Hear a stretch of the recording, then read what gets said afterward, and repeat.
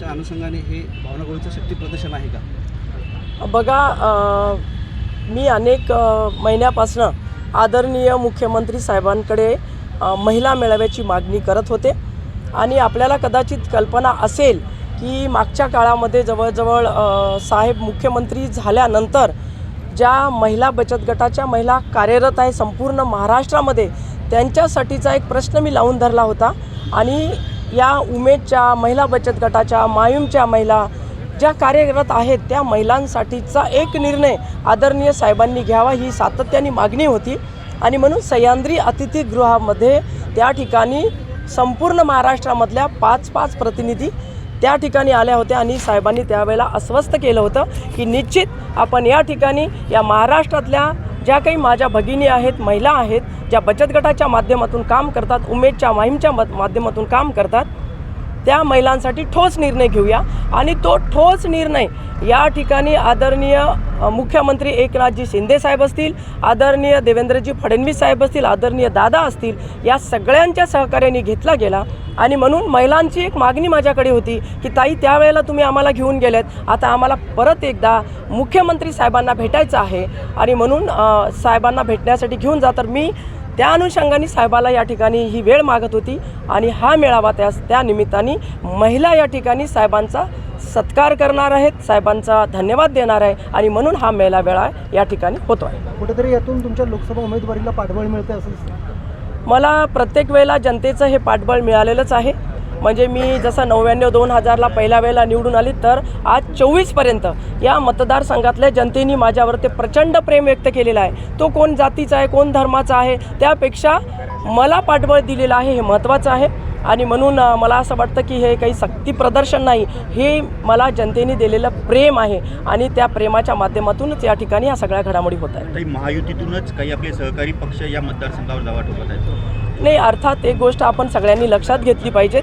प्रत्येकाला मागण्याचा अधिकार असतो, परंतु मला विश्वास आहे की माझे मुख्यमंत्री आदरणीय एकनाथजी शिंदे साहेब हे माझ्याबद्दल त्या पद्धतीनेच विचार करत आहेत. आणि आम्ही 13 खासदार आणि त्याचबरोबर जे काही 22 या ठिकाणी सीटा शिवसेनेच्या होत्या, त्यातले 18 लोक आम्ही निवडून आलो होतो. त्या दिवशी पण आमच्या सगळ्या खासदारांनी एका सुराने त्या ठिकाणी मुख्यमंत्री साहेबांकडे मागणी केली होती की आम्हाला ह्या सगळ्याच्या सगळ्या सीट आपण शिवसेनेसाठी घेतल्या पाहिजेत.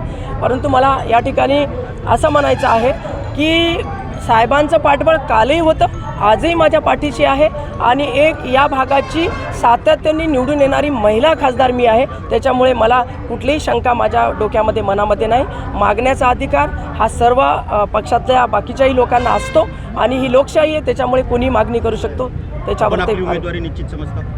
माझी उमेदवारी मी निश्चित समजते. मला काही शंका त्याच्यामध्ये मुळीच वाटत नाही, कारण जनतेचा आशीर्वाद आहे आणि माझ्या मतदारसंघामध्ये लगातार जी जनता मला या ठिकाणी पाठबळ देते आहे ते निश्चित माझ्या नेत्यांच्या कानावर ते सुद्धा आहे.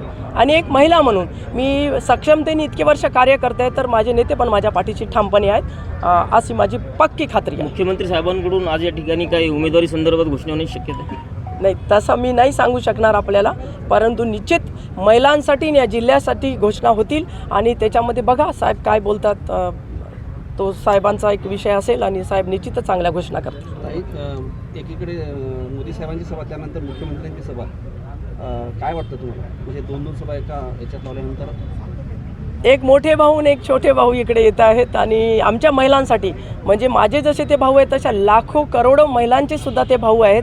जसं मोदी साहेबांनी महिलांच्या आरक्षणासाठी फार मोठा निर्णय घेतला, तसाच या ठिकाणी आदरणीय मुख्यमंत्री देवेंद्रजी शिंदे साहेब असतील, आदरणीय उपमुख्यमंत्री देवेंद्रजी असतील, या सगळ्यांनी मिळून या उमेदच्या आणि महिला बचत गटासाठी या ठिकाणी निर्णय घेतलेला आहे. त्यामुळे मला असं वाटतं की हा महिलांचा दिवस आहे, महिलांसाठी फार आनंदाची बाब. देश विदेशातील प्रत्येक घडामोडींचे लाईव्ह अपडेट मिळवण्यासाठी आता साम टीव्हीच्या सर्व सोशल मीडिया प्लॅटफॉर्मला लाईक, फॉलो आणि सबस्क्राईब करा. तसंच सर्व नोटिफिकेशनसाठी बेल आयकॉन प्रेस करायला विसरू नका.